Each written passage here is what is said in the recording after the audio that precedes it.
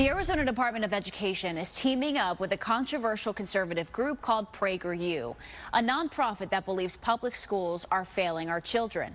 They want to offer parents new lesson plans based on what they call American values. Fox 10's Brian Webb is live at the Capitol tonight with the latest. Brian.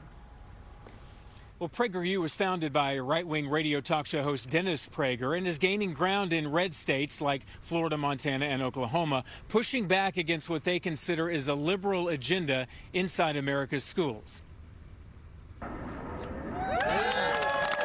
PragerU arrives in Arizona with a ceremonial ribbon cutting and grabbing the attention of parents like Cheryl Rosado. I feel that the public school system's not doing what it's supposed to be doing, and I will not subject my children to that, and I don't think that anyone should have to subject their children to that. The program offers free online curriculum for kids, promoting patriotism, bashing progressive policies, and attacking school boards and bureaucrats.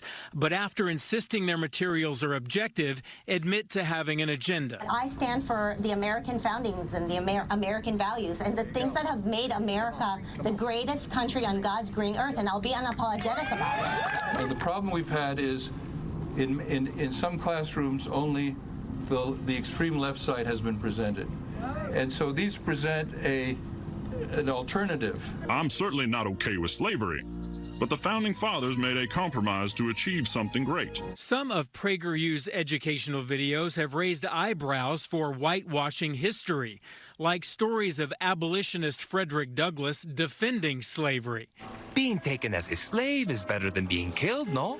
I don't see the problem. And Christopher Columbus giving a lesson that for indigenous people, being a slave is better than being killed. Some of their videos dismiss the horrors of slavery outright.